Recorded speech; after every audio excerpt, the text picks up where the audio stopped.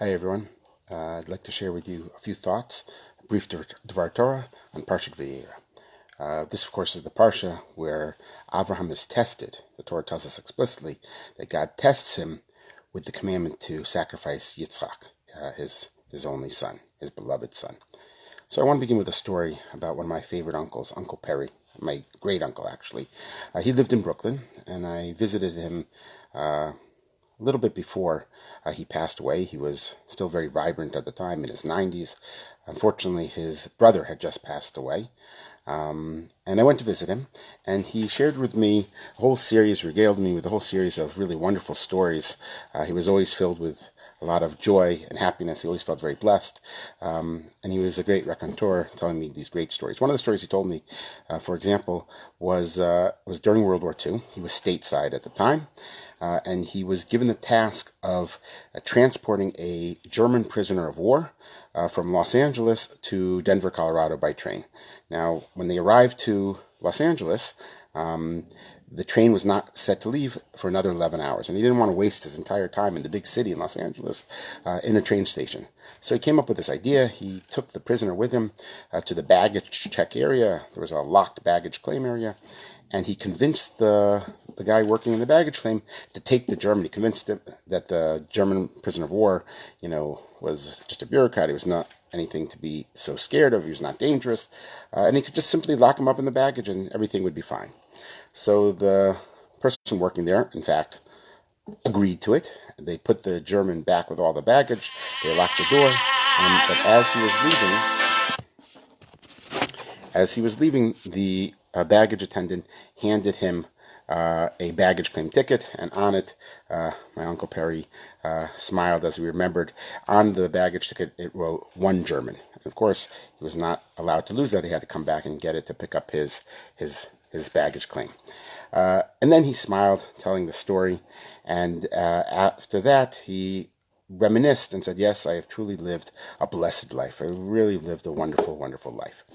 And if you just heard his stories and saw his smile and his enthusiasm, you might in fact think that he was right. But objectively speaking, it didn't really seem that he lived a blessed life. I mentioned that his brother had just passed away. A few years earlier, his wife had passed away. Another older brother was suffering from Alzheimer's. He was really more or less alone in this world, except his 98-year-old sister-in-law.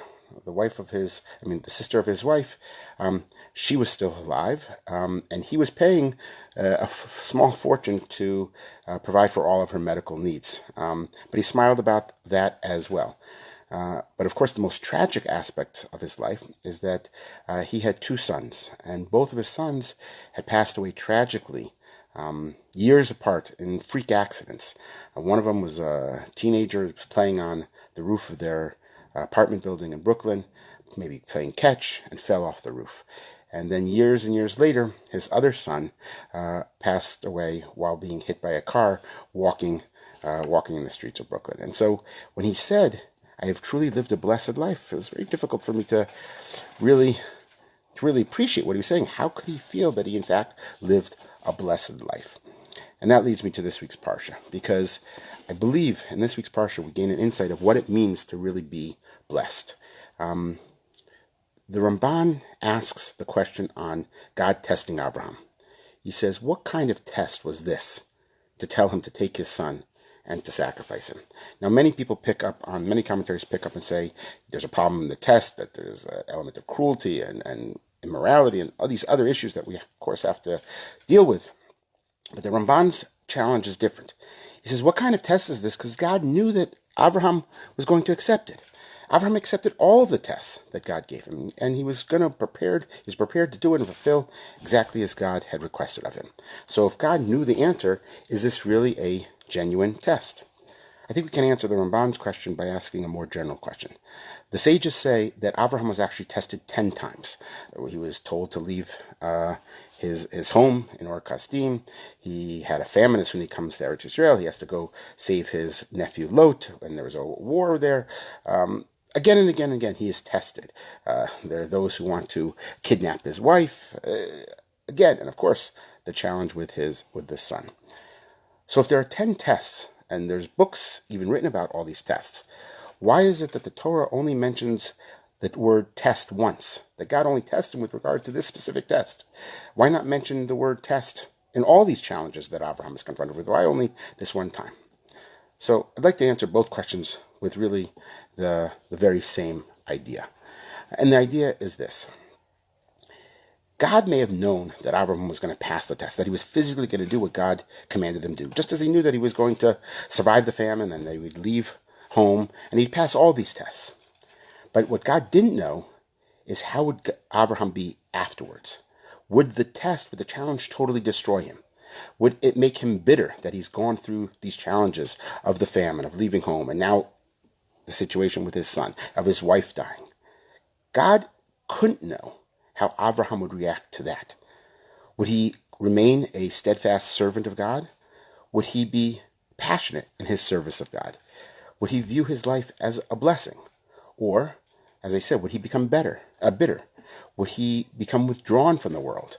Would all of these tests and challenges, even as he passed them physically, would he survive mentally? Would it change who he was fundamentally as a person and his outlook on life? Or would he be able to maintain the integrity of his character and his personality and maintain that love? Right? Would he not only be bitter, would he be subliminally hateful of God? Would he be a reluctant servant? All these things God didn't know. So when it says that God tested him on this particular challenge of sacrificing his son Yitzchak, it wasn't to see whether or not he would do it. God knew he would do it, but he didn't know how he would react afterwards. And indeed, that's the same test of all the challenges that Abraham went through. So indeed, there really is only one test. The only one test is, what type of person do you become after you go through this? And of course, this is a challenge for all of us. Right? Many of us go through many great challenges and difficulties in life. The real test is not whether or not we survive them, whether or not we continue, but what do we do afterwards? Do we become stronger? Do we remain engaged in this world? Or do we withdraw and say, that's it, we can't do it anymore, and we give up and we change? We no longer view our lives as being blessed. So that, I think, is one of the great talents that my Uncle Perry had, that he always viewed himself as blessed. Despite all the challenges, it didn't change who he was fundamentally. He was able to maintain that view of life. And I'd like to suggest it's one of the great secrets of life that I learned from him, that viewing yourself as blessed is a blessing in and of itself. Shabbat Shalom.